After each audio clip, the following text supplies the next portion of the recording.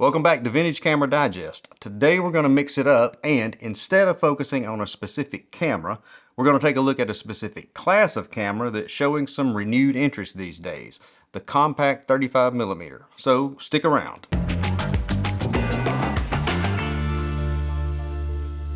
The history and progress of camera design is completely intertwined with three main things: film quality, lens design, and photo processing.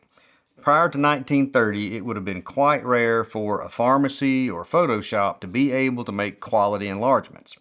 So most prints would be made using contact printing. Basically, you're laying the negative on top of the photo paper, and that results in a print the same size as the negative.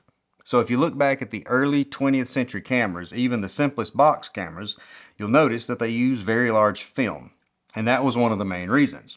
The concept of enlarging a print from a smaller negative just wasn't commercially practical. But over the years, enlarging became more and more commonplace, and eventually made it so that you could shoot a smaller size film and still have the ability to make decent sized prints. And about the smallest film around back then was 35mm. It had been around since 1891 when Thomas Edison's lab developed it for motion picture use, and still cameras using the same film would soon follow.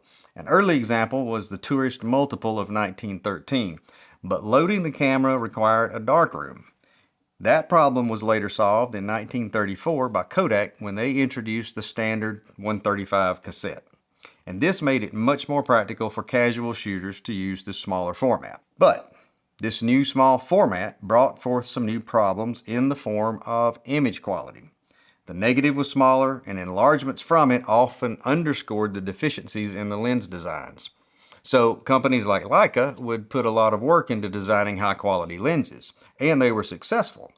But the result of that was also fairly expensive and probably out of reach for a lot of casual photographers. The other problem with image quality was one that couldn't be remedied by an excellent lens, and that was basically just the overall quality of the film itself. But over time, that improved significantly and eventually made 35mm the film of choice for a lot of pros and amateurs alike. Now, up until the 1950s, most 35mm cameras were of the rangefinder design. If you're new to film photography, you might not be familiar with what that actually is. So let's look at this Canon 7. It is a 35mm rangefinder camera, and the way a rangefinder works is it lets you compose and focus your shot without seeing through the actual lens. You'll have a viewfinder that's separate from the lens, and it'll probably employ some sort of double image that you're able to see. And focusing will bring these two images together, and when they're perfectly aligned, it indicates your subject is in focus. In most cases, this design works very well, but there are some practical limitations that are hard to overcome. First is something called parallax error. Since the viewfinder is separate from the lens, it doesn't see exactly what the lens sees. And as I said, in a lot of cases it works fine. But when you have a subject that's close in, the disparity between what the lens sees and the viewfinder sees is exaggerated, and it's difficult to compose accurately. The solution to this was the development of the single lens reflex camera, or SLR. In an SLR design, a pentaprism is used that allows the photographer to see through the actual lens. So this solves the problem of close-up photography as there's no parallax error. This also paved the way for a much wider variety of lenses. All of a sudden, it was practical to produce super wide angle and super telephoto lenses, focal lengths that would be very hard to implement on a rangefinder. And since you're viewing the subject through the lens, you can actually see changes in the depth of field, which also isn't really that possible on a rangefinder. But SLRs could be bulky due to the pentaprism, and if you took advantage of the expanded lens offerings that came with them, well, you've got to consider portability. And if you were just a casual shooter like the majority of folks are, you probably just didn't want to deal with all the hassle of that camera system. What you needed was something small, easy to carry, but still perform well and deliver quality images. And that led to a whole new class of camera, the compact 35mm. And in the designs of these, the goal of the manufacturers was to create small, pocketable cameras that you could take everywhere, deliver quality images, and be reasonably priced. And one thing that they did to cut down on the size was to get rid of the pentaprism and move back toward that rangefinder design. Now, one way manufacturers addressed the size problem was with half-frame cameras. Those cameras were able to shoot 2 frames within a single 35mm frame. And that's going to be a topic for a separate episode. The cameras I'm covering today are all full frame 35mm format. I'm going to start with the earlier models and work forward. And for each of these, I'll cover body material, focusing method, lens specs and design, aperture and shutter controls, and whether it has a built-in meter or not. This is absolutely not a comprehensive deep dive, as I only have certain models at my disposal today. But this group is a pretty good cross-section of what was available. And most of these are going to have pretty decent lenses. Which brings us to our first one, the Kodak Signet 35 of 1951. The Signet 35 is an aluminum-bodied rangefinder with a 44mm 3.5 hectare lens made of 4 elements in 4 groups. It has an aperture range from 3.5 to 22 and a shutter speed range of 1/25 of a second to 1/300th of a second. Both aperture and shutter speed are manually controlled and the camera requires no battery. And if we compare this to the full-size Canon rangefinder, you can immediately see there's a substantial savings in size. Next up is the Olympus 35 RC of 1970. The 35 RC is a metal-bodied rangefinder with a Zuiko 42mm 2.8 lens with 5 elements in 4 groups. It has an aperture range of 2.8 to 22 and a shutter speed range of 1/15th of a second to 1/500th of a second. It has shutter priority auto exposure and manual override, and it has both shutter and aperture info in the viewfinder, and a battery is needed to power the meter only. The Olympus 35D of 1975 was the last of the manufacturer's fixed lens rangefinders. It also is a metal-bodied camera, slightly larger than the 35 RC. It has an excellent Zuiko 40mm 1.7 lens, has auto exposure with full manual override.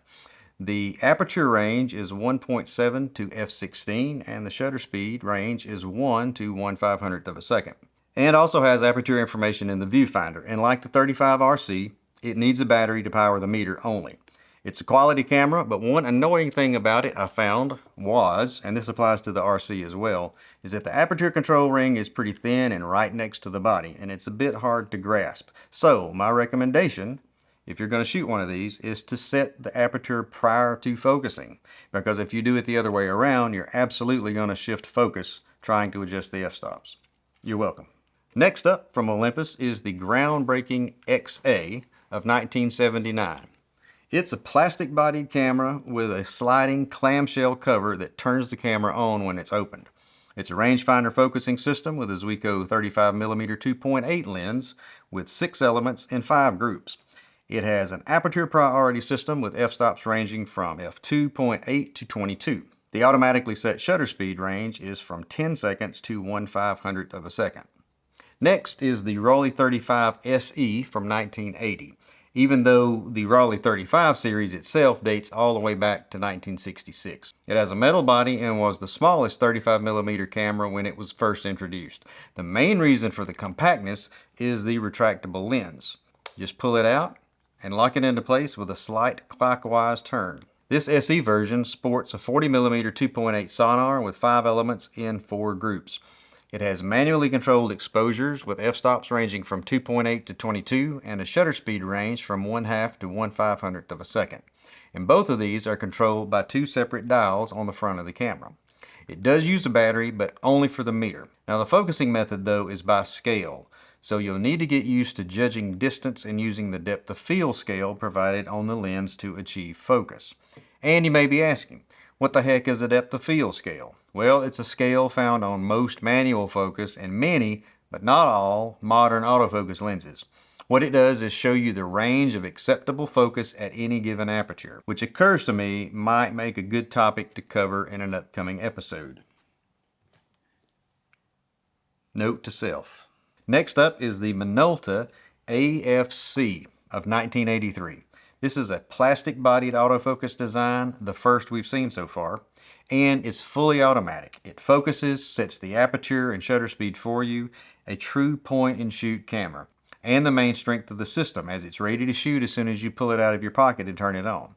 It has a great 35mm 2.8 lens with 6 elements and 6 groups, and it has a reputation for being sharp and contrasty.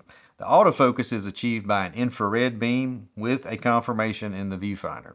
Even though there are no direct controls for them, the aperture range is 2.8 to 17, and the shutter speed range is 1/8 of a second to 1/430th of a second. Even though it's totally automated, I sort of think this would be a lot of fun to use. And this one does require a battery to operate. Next, we have the Lomo LCA of 1984. It is a plastic-bodied camera with a 32mm 2.8 triplet lens with apertures from 2.8 to 16. The exposure is aperture priority AE. The automatically chosen shutter speeds range from 2 seconds to 1/500th of a second. Focus is by zone focusing. The camera has 4 selectable zones to choose from with icons in the viewfinder to show you how it's set. And this camera is battery dependent. Now, the lens on this one, being a 3-element triplet, isn't as complex as the ones on these others. So don't expect the same image quality from this one, which is going to be a contrast to the final camera on today's list, the Contax T from 1984. This one is a metal-bodied rangefinder with a drawbridge design. It has a superb multi-coated 38mm 2.8 sonar lens with 5 elements in 4 groups.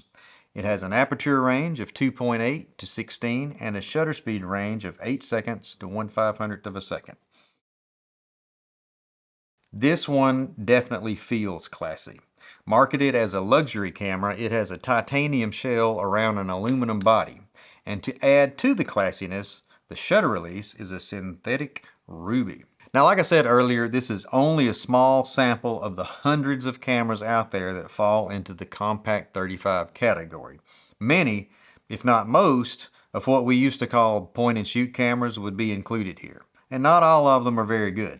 I would say all of these, with the exception of the Lomo, all have nice lenses and well-appointed exposure systems. And I'll admit, I've never been that interested in cameras like these, but you know, after learning a bit about them, I feel I could really enjoy making photos with some of them. And if you can think of others that might be really good performers, let me know in the comments and I'll keep my eye out for them. Well, I hope you've enjoyed this little walk through Compact 35 history. It was a learning experience for me for sure, and I've got to give credit where credit is due. This episode wouldn't have been possible at all without the work my friend Russ Young had already done for an exhibit of these at the Appalachian Center for Photography.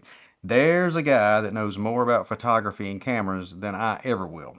And it's been an honor to spend a few days as his guest in this beautiful part of the country. And I hope you've enjoyed this episode. If so, be sure to leave a like and consider subscribing so you won't miss any of the cool stuff I got coming up. And remember, you miss all the shots you don't take. So load that film camera and get out there. I'll see you next time.